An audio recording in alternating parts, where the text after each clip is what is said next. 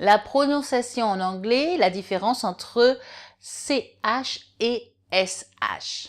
Bonjour, je suis Florence Aïvigan, créatrice du site monanglais.fr et de la formation Pensez en anglais pour le parler facilement. Vous trouverez les liens correspondants dans la description de cette vidéo. Aujourd'hui, on se concentre sur le CH et le SH et je vais tout simplement vous faire des comparaisons entre les deux prononciations qui fait que si vous faites la mauvaise prononciation, la personne ne saura pas quel est le mot que vous voulez dire. Alors, déjà, CH en anglais et SH en anglais, donc évidemment, ne se prononcent pas de la même façon, c'est un peu inversé. En français, le CH se dit ch, ch, mais ce son ch sera en fait SH en anglais.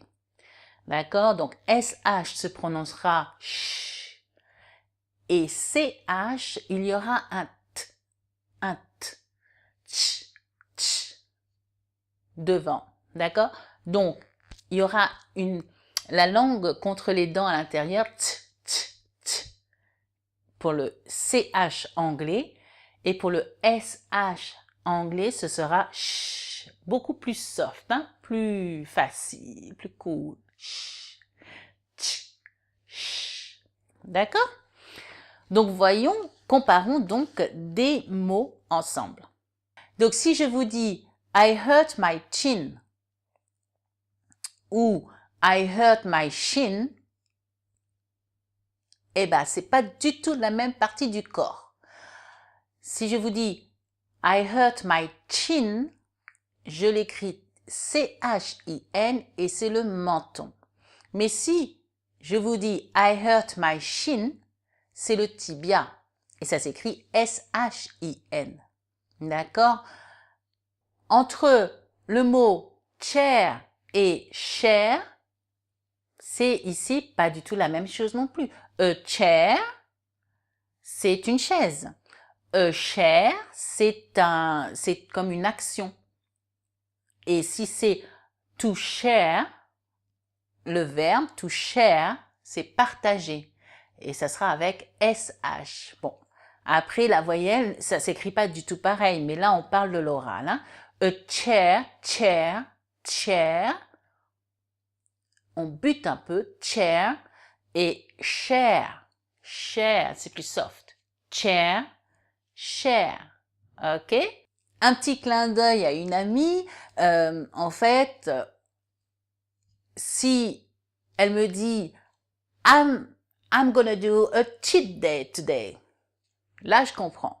Et si elle me dit avec le grand sourire I'm gonna do a cheat day today, c'est un peu différent. Donc c'est le mot cheat, cheat, C-H-E-A-T. Ça veut dire tromper, c'est-à-dire que a cheat day, ça va être un jour relax où je me permets de ne rien faire en fait, hein, de me relaxer, j'ai pas envie de travailler, c'est comme ça. Et un cheat day, c'est S-H-I-T. Là, c'est un jour qui s'est très mal passé, quoi. Donc, je dirais pas le mot, mais vous comprenez ce que je veux dire. Après, il y a une différence entre shit et sheet. Si on veut dire this is so cheap, c'est génial. This is so cheap. Cheap, cheap. C-H-E-A-P. Ça veut dire c'est pas cher, c'est bon marché. Très bon marché.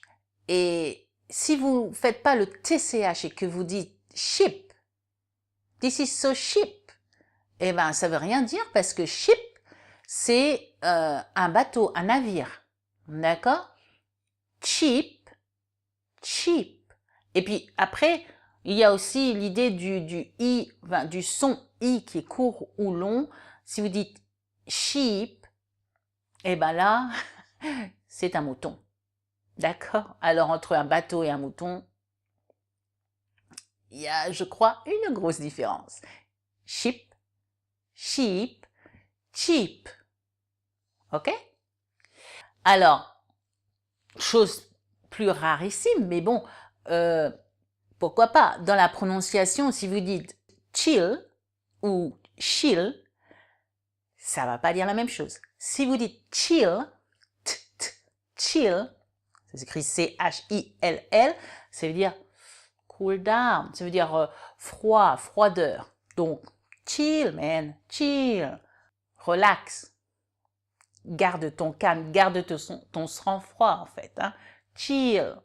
Mais si vous dites chill, bah, alors, ça va être comme she will, C-H-E, apostrophe 2L, she'll go there. Elle va aller là. She will go there. She'll. Évidemment, ils vont probablement comprendre en fonction en regardant le contexte de ce que vous allez dire, mais autant faire la bonne prononciation, tant qu'à faire. D'accord? Chill, she'll go there. Un petit dernier pour finir. Check, shake. Alors, oui, d'accord, il y a aussi le son de la voyelle qui change, mais bon, check, ça veut dire check, check. C'est vérifié, c'est noté, c'est passé, on a vu, hop, c'est fini. Et l'autre, c'est shake, comme un shaker, shake. C'est un peu, pour la voyelle, c'est shake, hein, shake. Toutes ces prononciations-là, vous pouvez les trouver sur le site wordreference.com, wordreference.com, wordreference.com. C'est vraiment très utile parce que vous avez le petit symbole pour écouter. Alors vous pouvez choisir l'accent américain, US, l'accent anglais ou anglais irlandais, anglais république. Vous avez différents accents et c'est vraiment un outil que j'utilise en fait tout le temps parce que ça vous donne aussi des phrases. C'est un dictionnaire en ligne, mais ça vous donne aussi des contextes dans les phrases, des explications vraiment très claires. Allez-y, utilisez-le. Entraînez-vous à dire les deux différentes prononciations. Mettez un pouce j'aime, abonnez-vous avec la cloche si ce n'est pas déjà fait, partagez dans les réseaux sociaux et je vous retrouve dans la prochaine vidéo. See you in the next video. Bye!